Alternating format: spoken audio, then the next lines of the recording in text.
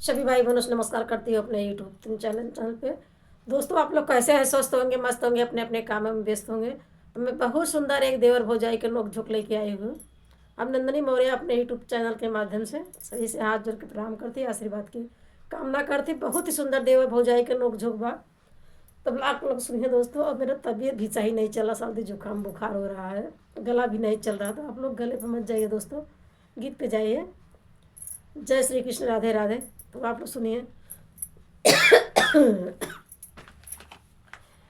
देवरु बोवचावराइया नदी के तीरा, देवरु बोवचावराइया नदी के तीरावा।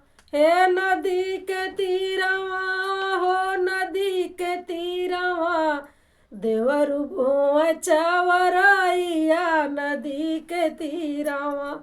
देवरु बोवचावराइया नदी के तीरावा।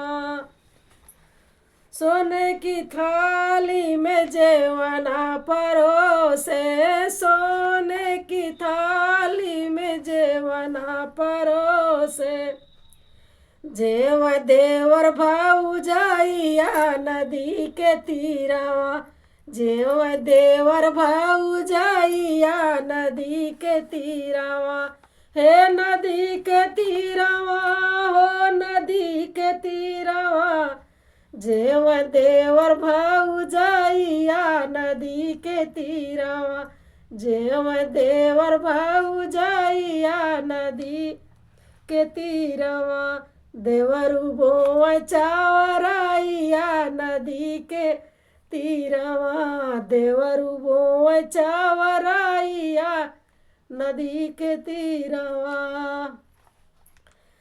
सोने के लोटा में जल भरी लाए, सोने के लोटा में जल भरी लाए, घोट देवर भौजाइया नदी के तीरावा। घोट देवर भौजाइया नदी के तीरावा। हे नदी के तीरावा, हो नदी के तीरावा, घोट देवर भौजाइया नदी के तीरावा। घोट देवर भौजाइया नदी के तीरावा। देवरु बोवचावराइया नदी के तीरावा। देवरु बोवचावराइया नदी के तीरा।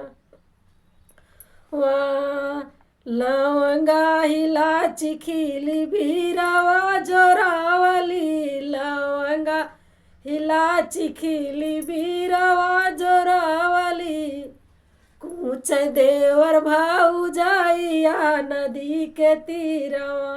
कूच देवर भौजाइया नदी के तीरावा।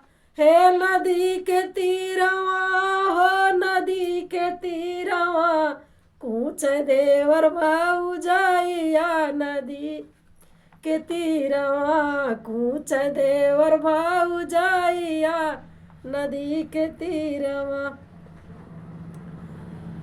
देवरु बोवचावराइया नदी के तीरावा। देवरु बोवचावराइया नदी के तीरावा। फूल झरिया चूनी से जिया सजावली, फूल झरिया चूनी से जिया लगावली, लेट देवर भौजाइया नदी के तीरावा। लेट देवर भौजाइया नदी के तीरावा। हे नदी के तीरावा, हो नदी के तीरावा, लेट देवर भौजाइया नदी के तीरावा। लेट देवर भौजाइया नदी के तीरावा। देवरु बोवचावराइया नदी के तीरावा। देवरु बोवचावराइया नदी के तीरावा। जय श्री कृष्ण, राधे राधे। दोस्तों, गीत कैसा लगा कमेंट में जरूर बताइए। प्यार दुलार आशीर्वाद दें।